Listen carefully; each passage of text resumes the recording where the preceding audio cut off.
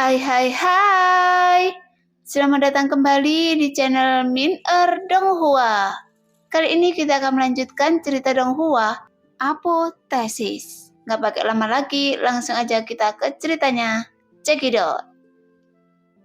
Pada saat ini ada berbagai jenis binatang buas dan semua ras di dunia ini, di hutan, di alam rahasia, di pegunungan, di lautan yang tak terhitung jumlahnya. Itu seperti gulir gambaran yang terus-menerus terbuka di depan Loseng, dan kemudian menghilang seketika. Ketika semua gambaran itu menghilang, Loseng samar-samar merasakan ada kenangan besar di benaknya. Ingatan ini sepertinya berisi informasi tentang semua makhluk hidup, dari zaman kuno hingga saat ini. Ini adalah memori dunia itu sendiri. Jantung Loseng tiba-tiba melonjak. Saya tidak tahu apakah saya dapat memeriksa memori ini. Hanya dengan berpikir, wajah Loseng menunjukkan senyuman dan memeriksa ingatan ini seperti sesederhana nalurinya. Segera Loseng menemukan Ning Yudi. Saat ini, Ning Yudi masih terbaring diam di istana Tianchen.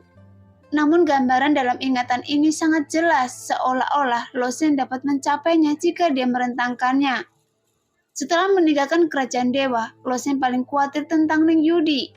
Meskipun ia menambahkan beberapa kekuatan roh suci melalui batu kehidupan, itu hanya setetes air di ember. Sekarang dia melihat Ning Yudi aman dan sehat, jadi wajah Loseng dia juga menunjukkan senyuman yang nyaman. Tapi kehendak dunia ini memiliki efek yang luar biasa. Loseng juga menghela nafas. Dengan cara ini, bukankah tidak akan ada rahasia di bawah penglihatan Loseng di seluruh dunia? Kemudian Loseng menarik diri dari ingatan itu. Baru pada saat itulah dia menyadari bahwa jiwanya telah sepenuhnya diperbaiki. Ketika dia menelan kehendak dunia, retakan di permukaan jiwanya juga telah menghilang. Dan jiwanya selain berkilauan dengan warna hijau, sekarang ada juga warna-warni di dalamnya. Setelah menyempurnakan kehendak dunia ini, saya akan menjadi putra alam. Memikirkan hal ini, mata Loseng tertuju pada Sun. Tapi meskipun jiwanya sendiri telah diperbaiki, tetapi permukaan jiwa Sun masih tertutup retakan padat. Pada saat ini, ekspresi Sun sedikit lesu, dan pupil merah menyalanya terus meredup. Dalam konfrontasi dengan kehendak dunia, tidak hanya jiwa Loseng yang menderita kerugian besar, tetapi jiwa Sun, Qinglong dan Jinglong juga menderita berbagai tingkat kerusakan. Melihat tatapan Loseng, Sun tersenyum tipis pada Loseng. Jangan khawatir, saya baik-baik saja dan saya hanya perlu tidur sebentar. Loseng menggelengkan kepalanya, kemudian dia berkata dengan serius. Saya akan membantu Anda memulihkan jiwa Anda. Setelah selesai berbicara, tiba-tiba Qinglong berkata dengan tenang. Pada saat Anda memulihkan jiwanya mungkin telah hilang. Kata-kata Qinglong segera membuat hati Loseng bergetar, dan dia bertanya dengan gugup. Qinglong, apa maksud Anda? Qinglong segera berkata, meskipun jiwanya telah dibaptis oleh kekuatan hidup klan Joye mereka, jiwanya sendiri masih terlalu lemah. Dan itu hanya jiwa yang tersisa. Sekarang jiwanya berada di ambang kehancuran. Mendengar itu, Sun tidak berkata apa-apa. Bagaimanapun dia juga sangat menyadari keadaan jiwanya. Meskipun jiwanya telah banyak diperkuat melalui metode rahasia dan kekuatan kehidupan, dia hanya dapat dianggap sebagai jiwa yang tersisa. Hanya hampir tidak memiliki kemampuan untuk memperbaiki dirinya sendiri. Jadi Sun hanya tersenyum. Tapi ada sedikit keengganan di wajahnya. Tentu saja dia tidak ingin mati atau benar-benar mati. Lagi pula dia masih memiliki keinginan untuk balas dendam terhadap klan Joye. Jadi masih terlalu dini baginya untuk mati sekarang. Tapi kehancuran jiwa bukanlah keputusannya. Apakah tidak ada cara untuk memulihkan Sun? Loseng bertanya segera. Iya, jawab Qinglong. Apa itu? Loseng langsung bertanya. Jika karena dialah Sun putus asa, ini mungkin akan menjadi hal yang paling membuat frustasi bagi Loseng dalam hidupnya. Selama masih ada secerca harapan, dia akan berusaha sekuat tenaga untuk memperjuangkannya. Benda itu disebut kayu pemelihara jiwa. Itu memungkinkan jiwa untuk hidup di dalamnya dan perlahan menghangatkannya. Kata King Long ringan. Kayu yang menutrisi jiwa? Mata Lo Seng tiba-tiba memadat dan dia menggertakkan giginya karena dia belum pernah mendengarnya. Jadi bagaimana dia bisa menemukannya? Ini adalah sesuatu dari dunia atas. Wajar jika Anda belum pernah mendengarnya. Kata Sun dengan tenang. Dia tidak memiliki ekspektasi yang tinggi untuk menemukan kayu pemelihara jiwa di dunia bawah dan bahkan menunjukkan pandangan kompromi di wajahnya. Dunia atas? Mata Lo Seng berkedip dan dia segera berkata, saya bisa memasuki alam naga sejati untuk menemukannya. Setelah konferensi seni bela diri di kota Tiangi, platform Shenglong jatuh ke tangan Sekte Suling. Setelah itu meskipun Sekte Suling dihancurkan, namun selalu ditempati oleh Sekte Tianze. Kemudian platform Shenglong diambil oleh Sekte Aliansi Pedang Dunia. Dan setelah perjalanan pulang pergi, Lo Seng akan kembali ke kota Tiangi. Jadi naik ke dunia atas bukanlah masalah yang merepotkan bagi Lo Seng. Dia tidak bisa menunggu terlalu lama. Dilihat dari fakta bahwa gadis kecil dari klan Yoye ini bisa bertahan paling lama 1 atau 2 hari. Kata King Long dengan tenang. 1 atau 2 hari?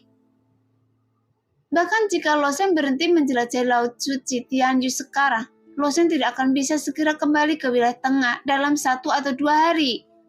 Terlebih lagi jika Lo Seng berhenti menjelajahi Laut Suci Tianyu, dia mungkin harus menunggu 1 tahun lagi untuk mendapatkan batu mentah kehidupan.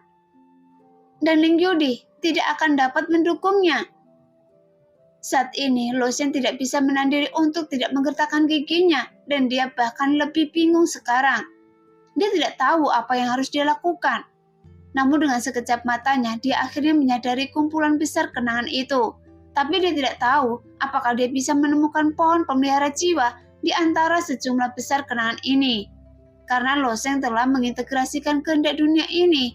Sebenarnya memori besar ini juga milik Lo Seng sendiri. Tetapi Lo Seng masih belum dapat sepenuhnya mencerna ingatan ini dan hanya dapat memeriksanya. Tentu saja, mengakses memori hanyalah masalah pemikiran. Mengenai informasi tentang kayu yang membangkitkan jiwa, Lo Seng membuat janji dengan sangat cepat. Benar sekali. Dan itu kerajaan dewa. Jantung Lo Seng berdetak kencang. Segera dia menemukan asal-muasal pohon pemelihara jiwa ini. Gadis suci kerajaan Dayu ternyata adalah orang suci dari kultus esoterik. Justru karena kultus esoterik itulah dia mampu membuat sesuatu yang disebut saluran roh terbalik. Dan sumber daya dari kultus esoterik alam atas terus-menerus diperoleh dari roh. Sebaliknya, disampaikan dalam saluran spiritual. Tapi seberapa kaya sumber daya di alam atas? Beberapa keberadaan yang hanya bisa disebut sampah di alam atas, seperti harta karun di alam bawah. Saat meninjau ingatan ini, Lo Seng juga memperhatikan bahwa sebagian besar harta karun yang melewati saluran dialokasikan ke 4 kerajaan ilahi dewa, dan kayu yang memelihara jiwa diturunkan menjadi 3 bagian melalui saluran spiritual. 2 bagian telah habis dan 2 bagian kayu pemelihara jiwa berisi jiwa dari 2 master besar alam laut dewa. Kedua master besar alam laut dewa tersebut telah memasuki 5 penurunan surga dan manusia, dan umur mereka akan segera berakhir. Bahkan mereka tidak dapat menolak hukum 5 kemunduran surga dan manusia, dan akhirnya harus menyerahkan tubuh mereka dan menjadikan jiwa mereka parasit di pohon pemelihara jiwa. Dan sekarang, masih ada sepotong kayu pemelihara jiwa yang tersisa, tetapi itu berada di tangan Kaisar Perang Tianfeng. Fungsi kayu pemelihara jiwa mirip dengan bola kristal Tianmo. Pada awalnya, Tianmo juga memparasitkan jiwanya ke dalam bola kristal tersebut, sehingga dia dapat bertahan hidup. Saat ini, Kaisar Tianfeng juga hidup lebih dari 10.000 tahun.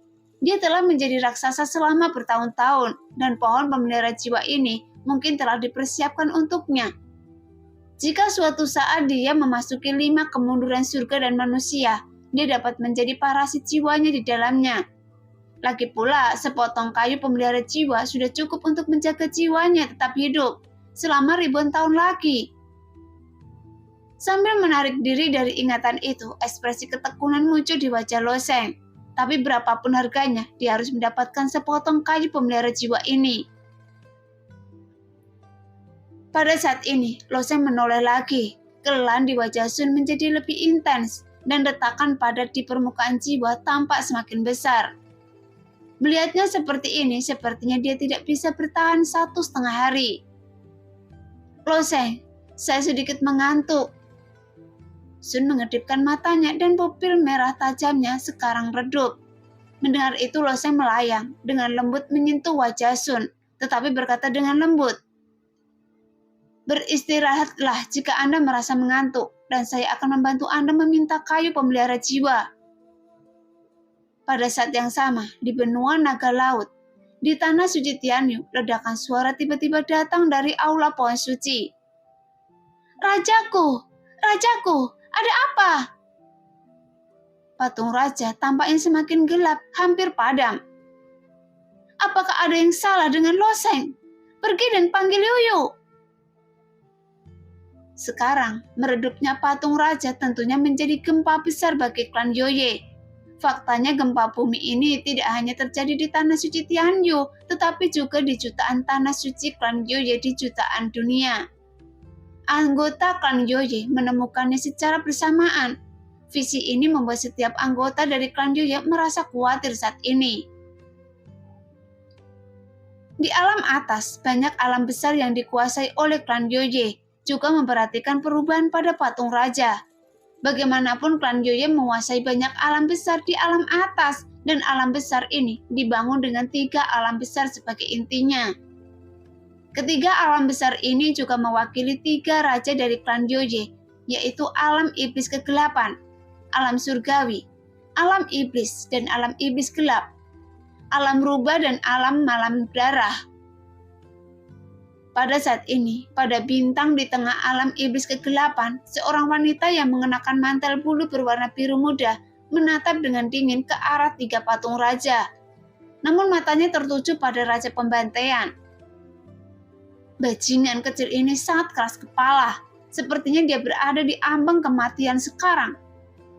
Awalnya saya berencana menggunakan saluran roh untuk mengirim beberapa orang untuk membunuh pesaing besar dunia. Tapi sekarang, itu menyelamatkan saya untuk melakukannya. Adapun wanita ini adalah raja dari klan Yoye yang mengendalikan hukuman. Dia pernah bertarung melawan Lo Sheng di atas patung rajanya, namun akhirnya dihancurkan oleh Lo Sheng dan dia juga musuh terbesar Sun. Kali ini dia menyadari bahwa patung Sun semakin gelap dan dia juga tahu bahwa jiwa Sun mungkin akan runtuh. Faktanya, dalam konfrontasi terakhir dengan Sun, dia tahu bahwa Sun adalah parasit di dalam tubuh pesaing besar dunia. Tapi dia juga sedikit panik. Tidak peduli apa, selama Sun masih hidup selama 1 hari, mustahil untuk klan Yoye akan membentuk raja pembunuh baru. Dan ini adalah sakit hatinya. Sekarang melihat patung Raja Sun telah meredup hingga ekstrim, bagaimana mungkin dia tidak bahagia? Pada saat ini, di dalam penghalang, Lo Sheng akhirnya membuka matanya. Saat dia membuka matanya, dia tiba-tiba merasakan rasa keakraban yang kuat. Seolah-olah seluruh dunia telah berubah secara dramatis di depan matanya. Segala sesuatu di sekitarnya terasa sangat familiar baginya.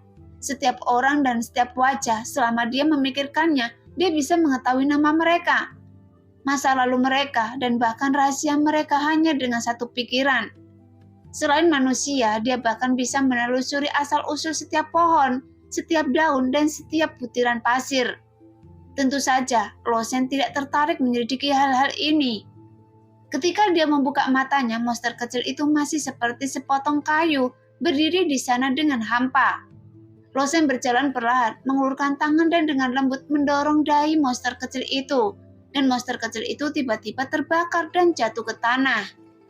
Bagaimanapun, jiwa monster kecil itu langsung dimusnahkan oleh tungku misterius. Sekarang monster kecil itu seperti zombie berjalan. Betapapun kuatnya vitalitasnya, saya khawatir dia tidak akan bisa bertahan lama. Melihat pemandangan ini, banyak prajurit menjadi gempar. Luo Tianxing menang! Memang Luo Tianxing menang!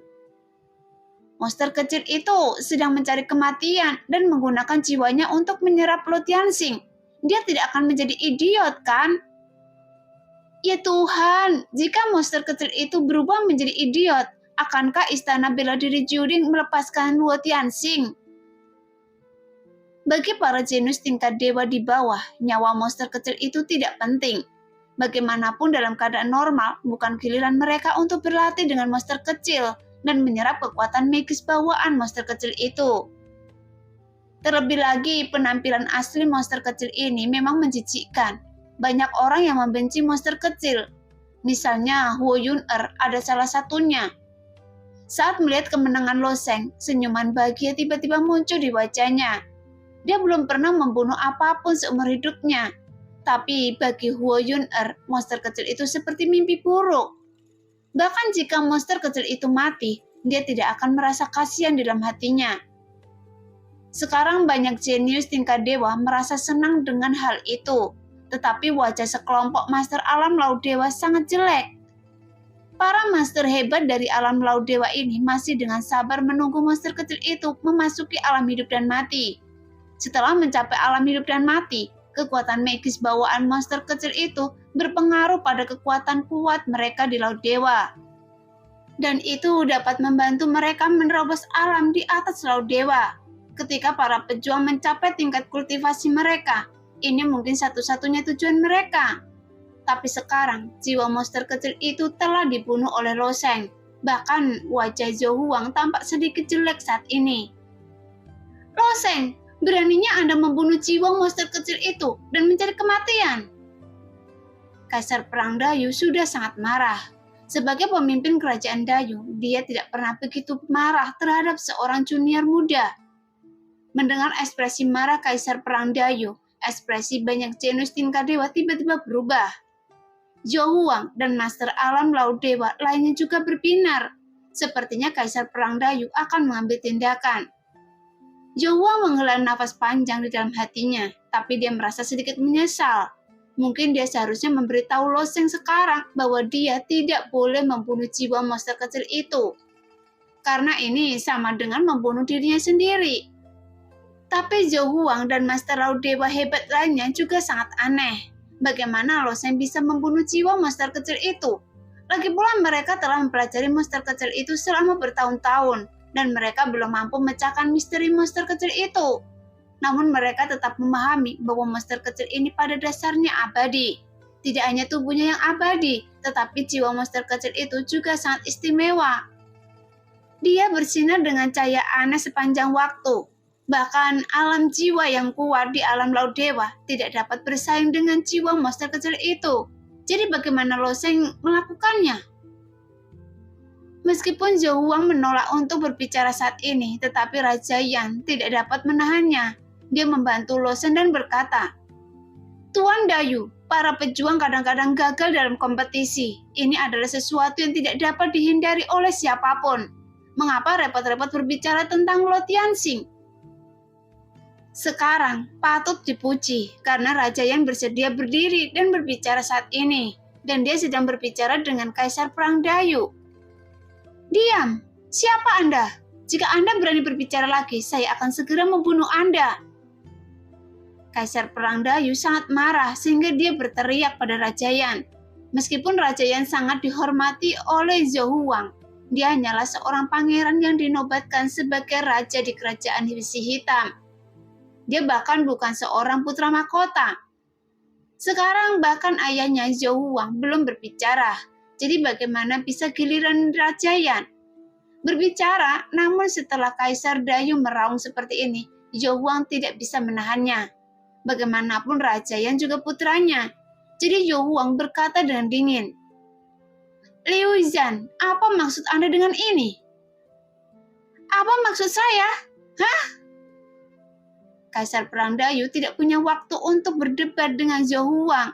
Dia hanya ingin melampiaskan amarahnya pada Lo Sheng. Namun pada saat ini, Loseng tertawa terbahak-bahak dan berkata, "Kaisar Perang Dayu, Anda adalah penguasa kerajaan dewa dan kaisar di antara para pejuang. Tetapi Anda tidak memahami aturan ini. Baru saja monster kecil itu menyerang saya untuk menghancurkan jiwa saya. Jika saya tidak melawan, apakah saya akan membiarkan dia menghancurkan jiwa saya seperti ini? Saya tidak melawan. Saya khawatir jiwa saya lah yang akan dimusnahkan. Dan itulah cara mencari kematian yang sebenarnya. Pada akhirnya, saya khawatir kata pantas akan tertinggal di mulut Anda. Sebaliknya, Anda adalah pemimpin agung kerajaan dewa, tapi Anda begitu sombong karena kehilangan orang yang kalah dalam pertempuran yang membuat saya merasa geli." Loseng melontarkan beberapa kata berturut-turut, tetapi itu sangat keras. Melihat Loseng sama sekali tidak tertekan oleh momentumnya sendiri, melainkan memarahinya dengan begitu arogan. Kaisar Perang Dayu sangat marah hingga dia hampir memuntahkan seteguk darah. Kapan dia? Pemimpin agung kerajaan Dayu harus diberi pelajaran oleh seorang junior di alam kesengsaraan kekosongan. Terlebih lagi orang ini baru saja membunuh bawahannya. Untuk sesaat, Kaisar Perang Dayu merasa dunia sepertinya telah berubah. Namun banyak jenius tingkat dewa mengangguk diam-diam ketika mereka mendengar kata-kata Loseng. Di satu sisi mereka mengagumi keberanian Loseng menghadapi Kaisar Perang Dayu yang marah. Memikirkannya masih begitu jernih. Sebaliknya, mereka berani menegur Kaisar Perang Dayu. Di sisi lain, mereka mengkhawatirkan Loseng. Kaisar Perang Dayu adalah penguasa besar alam laut dewa, dan dia dapat dinobatkan sebagai Kaisar Perang. Dan kekuatannya jauh lebih kuat daripada penguasa alam laut dewa biasa. Tapi sekarang, Loseng ini menyinggung Kaisar Perang Dayu sampai mati dan memprovokasi Kaisar Perang Dayu untuk mengambil tindakan. Saya khawatir dia tidak akan bisa lolos dari kematian. Oke, saya telah hidup selama 8.000 tahun. Seorang pria berusia 8.000 tahun pada gilirannya harus dididik oleh seorang anak berusia 20 tahun. Loseng, Anda benar-benar hebat. Kaisar Perang Dayu tertawa dan marah, tapi kemudian dia mengambil langkah maju, menembus penghalang secara langsung dan mendatangi Loseng. Dan keduanya saling memandang.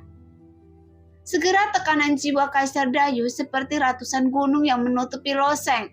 Namun Loseng tidak takut dengan tekanan jiwanya sebelumnya. Apalagi sekarang, jiwa Loseng telah menyatu dengan kehendak dunia. Jadi tidak ada rasa takut di wajahnya. Sehingga momentumnya tidak berdampak pada Loseng. Tapi pada saat ini, Loseng tetap tidak bergerak dan tidak terpengaruh. Sementara kelompok jenius tingkat dewa di bawah merasa tidak nyaman. Hanya saja bagaimana Kaisar Dayu bisa peduli terhadap lingkungan sekitarnya ketika dia marah. Sekarang tekanan jiwanya melonjak untuk melampiaskan amarahnya. Akibatnya para jenius tingkat dewa itu semuanya menjadi pucat dan banyak prajurit dengan jiwa yang sedikit lebih lemah terhuyung-huyung, memutar mata dan pingsan. Iya, Anda benar. Prajurit selalu membuat kesalahan dalam kompetisi. Tapi saya, Liu Zhan, selalu menolak menderita kerugian. Loseng, Anda membunuh anak saya dan monster kecil itu lagi. Hutang ini pada akhirnya akan dilunasi. Kaisar Perang Dayu berkata dengan dingin. Loseng tampak tenang, dia tidak menyangkal identitasnya. Apakah dia mengakuinya atau tidak? Kaisar Perang Dayu tidak mengenali identitasnya sebagai Lo Tianxing. Jadi Loseng hanya bertanya, "Bagaimana cara Anda menyelesaikan akun ini?" Kaisar Perang Dayu menghela nafas panjang. Monster kecil itu menjadi alat tawar-menawar yang besar bagi Kaisar Perang Dayu. Karena alat tawar-menawar inilah, kerajaan Dayu mengambil banyak keuntungan dalam persaingan 4 kerajaan dewa besar. Pertama, monster kecil dapat bersaing dengan para pangeran dan memungkinkan mereka berlatih lebih cepat. Kedua, saat monster kecil itu tumbuh di alam hidup dan mati, cepat atau lambat dia akan dapat membantu para penguasa besar alam laut dewa ini, dan semua orang menantikan monster kecil itu tumbuh dewasa. Justru karena inilah, kepala dari 3 kerajaan dewa besar lainnya menyerah kepada Kaisar Perang Dayu dalam banyak hal. Bahkan dalam alokasi sumber daya saluran Ningling, kerajaan Dayu juga menerima jauh lebih banyak daripada 3 kerajaan lainnya. Sekarang monster kecil itu telah menjadi idiot, jadi kerugiannya tidaklah kecil. Bagaimana cara menghitungnya? Tentu saja itu akan dikompensasi dengan nyawa Anda. Jangan bilang saya Liu Zhan tidak akan memberi Anda kesempatan. Jika Anda bisa menahan pukulan saya, maka bisa melepaskan Anda. Sebuah senyuman garang muncul di wajah Kaisar Dayu. Hah? Wu Yun'er yang berada di tangga tiba-tiba menutup mulutnya saat mendengar Lo Sheng harus menerima pukulan dari Master Alam Laut Dewa. Jadi bukankah ini setara dengan membiarkan Lo Sheng mati? Wu Yun'er berpikir demikian di dalam hatinya, dan ada sedikit warna yang tak tertahankan di matanya yang menawan. Bahkan Raja Yan memejamkan mata kesakitan dan menggetakkan giginya. Jika Kaisar Dayu adalah orang yang kuat di alam hidup dan mati, Lo Sheng mungkin hampir bisa melawan. Dengan tubuh Lo Sheng yang kuat, dia mungkin bisa menahan pukulannya orang kuat di alam hidup dan mati. Tapi kuat orang seperti Kaisar Perang Dayu di alam Laut Dewa, baginya mustahil Lo Sheng bisa menahannya. Jadi hidup Lo Sheng sudah berakhir.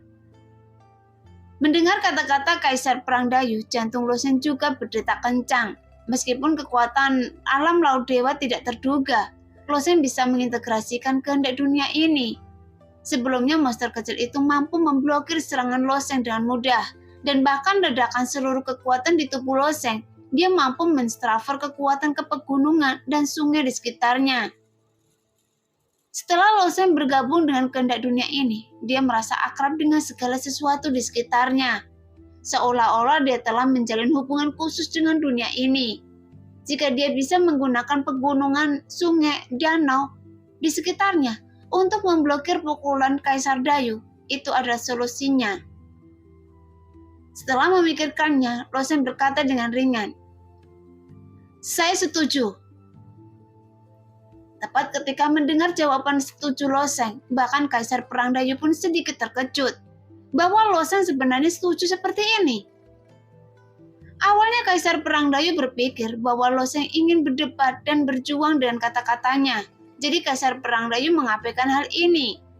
Setiap orang adalah pejuang. Karena mereka adalah pejuang, mereka harus memahami aturan prajurit. Bagaimana bisa seorang pria kecil di dalam alam kesengsaraan kekosongan bertarung dengan orang kuat alam Laut Dewa yang perkasa? Itu hanyalah lelucon yang luar biasa. Seperti kata pepatah, kebenaran adalah kebenaran. Tahu didahulukan, akal didahulukan, dan tahu adalah jalan seorang pejuang. Artinya, kekuatan ditempatkan di depan dan tinju ditempatkan di depan. Tapi Lo Sheng tidak mau beralasan sama sekali. Jadi dia setuju. Namun Kaisar Perang Dayu tersenyum dan berkata, "Apakah Anda pikir Anda benar-benar dapat memblokir serangan saya?" Lo Sheng menggelengkan kepalanya dengan ringan dan berkata, "Saya tidak tahu." Kaisar Perang Dayu tertawa terbahak-bahak beberapa saat. Dia menebak apa yang dipikir Lo Sheng. Anak ini mungkin mengira dia benar-benar bisa menahan pukulannya sendiri. Dia sangat kekanak-kanakan, jadi Kaisar Perang Dayu berkata dengan malas, "Karena Anda sangat bahagia, maka saya benar-benar bisa memberi Anda kesempatan. Saya hanya menggunakan 80% kekuatan saya dalam pukulan ini. Bagaimana?" 80% kekuatan? Seorang Master Alam Laut Dewa menggelengkan kepalanya dalam diam. Jelas dia tahu kekuatan menakutkan seperti apa yang ada di sana. Lagi pula hanya penguasa besar alam Laut Dewa yang memahami kengerian pukulan 80% alam Laut Dewa. Karena setelah Laut Dewa terbuka di dalam tubuh, dia menjadi dunia sendiri. Esensi sejati yang terkumpul seluas air laut, jadi kekuatan ini tidak terbayangkan. Belum lagi 80% kekuatannya, bahkan jika itu adalah 30% kekuatannya, Lo Sheng akan tetap mati. Jadi mereka yang kuat di alam Laut Dewa berpikir demikian dalam hati mereka. Namun mata Lo Sheng tenang, dan kemudian dia mengangguk sedikit. Meskipun dia juga sedikit tidak yakin, tetapi sebenarnya tidak ada pilihan yang lebih baik saat ini. Namun kehendak dunia dan tubuh senjata sucinya memberi Loseng kepercayaan diri. Jadi dia hanya dengan begitu, dia akan dengan senang hati menyetujuinya. Kaisar Perang Dayung mencibir di wajahnya, tetapi dia benar-benar mulai mengumpulkan energi nyata. Namun pada saat ini, sebuah suara lain tiba-tiba terdengar dari tangga. "Tunggu sebentar!" Dan yang berbicara adalah Huo Yun-er, putri Kaisar Tianfeng. Meskipun Kaisar Perang Dayu sendiri tidak memiliki banyak kesabaran, ketika dia mendengar Huo Yun-er meneriakkan kata "tunggu sebentar", wajah Kaisar Perang Dayu tenggelam. Kemudian dia berkata dengan dingin, "Huo Tao, jaga putri Anda." Kaisar Perang Tianfeng juga terkejut. Apa yang ingin dilakukan Huo Yun-er? Huo Yun-er mengedipkan matanya yang menawan dan sosoknya melayang ringan ke arah penghalang. Berdiri di luar penghalang, dia tiba-tiba mengulurkan tangan gioknya dan menjentikan gelang di lengannya. Setelah gelang itu bergetar 2 kali, dia mengeluarkan suara mencicit lembut dan menjulur ke bawah lengannya. Ketika gelang itu meluncur ke lengannya, dia mengaitkan jari gioknya dengan ringan dan gelang giok itu jatuh dari tangannya. "Saya akan meminjamkan gelang giok langit kepada Anda," Huo Yun-er berkata dengan lembut. Mendengar kata-kata Huo Yun-er, wajah semua orang menunjukkan ekspresi aneh. Bahkan Loseng pun terkejut.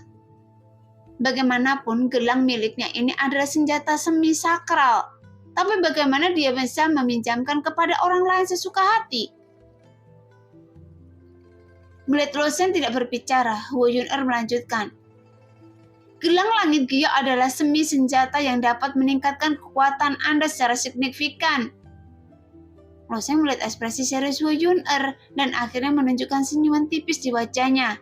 Kemudian dia berkata, "Terima kasih atas kebaikan Anda, tapi saya tidak bisa menggunakannya untuk saat ini."